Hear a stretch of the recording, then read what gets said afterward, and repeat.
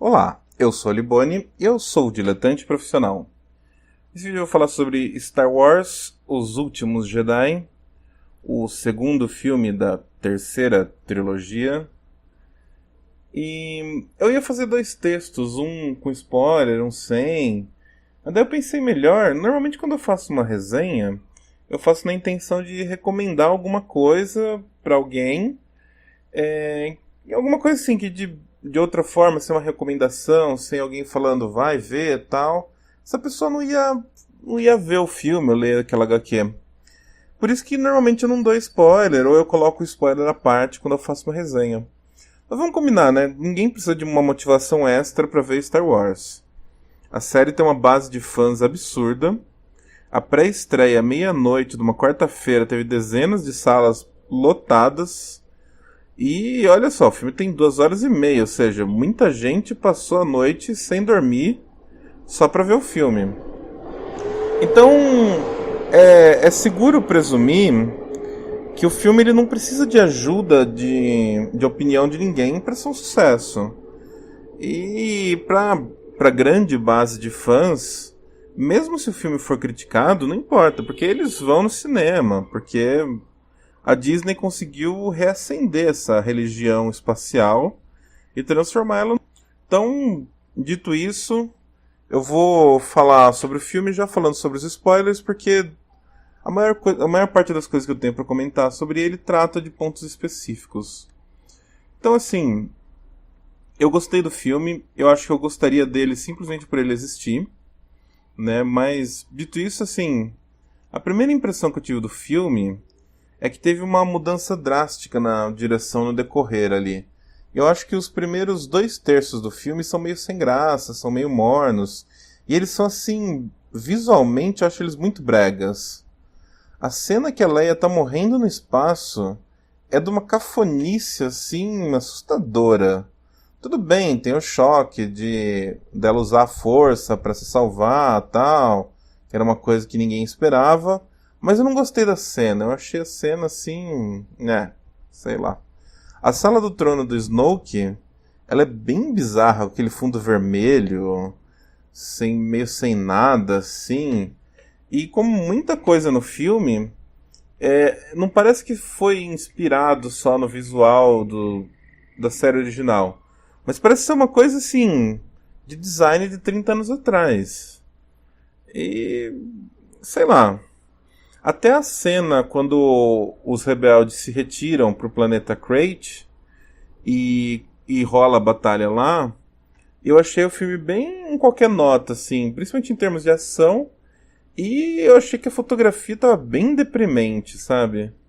Mas toda a sequência aí nesse planeta, até o final do filme, ela não só é emocionante, como ela é de encher os olhos.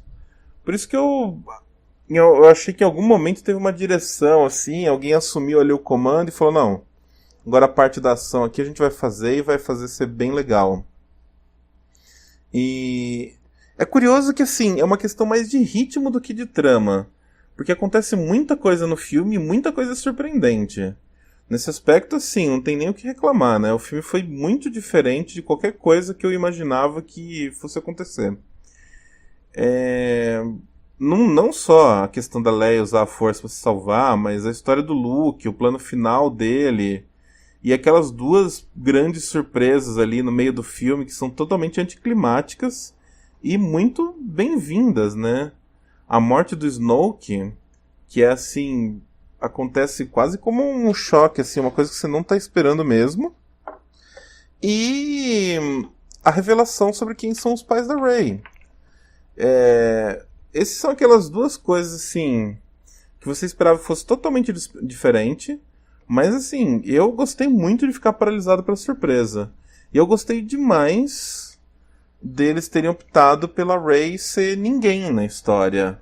Ela não é filha de ninguém relevante na história. Ela é filha de duas pessoas qualquer que abandonaram ela e tudo bem, assim. Tem um livro que é um prequel do primeiro filme dessa nova trilogia que conta a história da Rey. Assim, conta a história da Rey um pouco antes dela encontrar o fim. E nesse prequel, assim, é bem interessante que mostra ela sempre falando, não, eu tenho que ficar aqui porque meus pais vão voltar, não sei o quê. E daí quando na cena dela com o Kylo Ren sobre quem são os pais dela e tudo mais, e sobre o lance, assim, dela saber quem são os pais dela de verdade, não ser uma coisa assim que ela não sabe, é interessante porque mostra que ela viveu toda a vida dela em negação, né? Ela foi abandonada e ela fingia que os pais dela estavam em algum lugar e iam voltar a salvar ela, mas na verdade elas sabiam que os pais dela eram pessoas horríveis. E é bem interessante, dá uma dimensão bem legal assim pro personagem. O final do filme, o último terço do filme, eu acho que eu reassistiria 1 milhão de vezes. Só pelaquela sequência ali na neve, ou sal, sei lá. E pela volta do Luke. Mas eu acho que, apesar da história inteira do filme ser excelente e funcionar tanto para esse filme em si, quanto para um conjunto, quanto para a saga assim como um todo, o filme ficou devendo um pouquinho em termos de ritmo. Mas tem um monte de ponto positivo, assim. Diferente do anterior, que tentou fazer meio que uma releitura do original, esse daí tem seus paralelos, é claro, mas ele é um filme diferente. Uns paralelos, assim, pra citar, eu achei a Capitã Phasma. A Capitã Phasma, ela me lembrou muito o Boba Fett, da trilogia original. Porque o Boba Fett era um personagem que todo mundo queria ver ele fazendo alguma coisa grandiosa, e ele morre meio que do nada, assim, ele acaba sendo um personagem meio bunda, mas todo mundo queria que ele fosse grande, e a Capitã Phasma é isso. Talvez por causa da atriz, que é lá do Game of Thrones. A atriz, ela assim, ela não aparece, né? A voz dela, distorcida, e uma cena com um olhinho dela ali, a hora que quebra o capacete. E assim, todo mundo achava que a Capitã Phasma ia fazer alguma coisa útil, e ela simplesmente morre na série. E ok, tudo bem. E o outro é o personagem ali que é o Codebreaker, que é o DJ, que é feito pelo Benicio Del Toro. Ele é muito equivalente ao Lando lá da primeira trilogia, que trai o Han Solo. E o DJ faz basicamente a mesma coisa, né? Parece que tá ajudando, mas no fundo ele tá traindo os caras.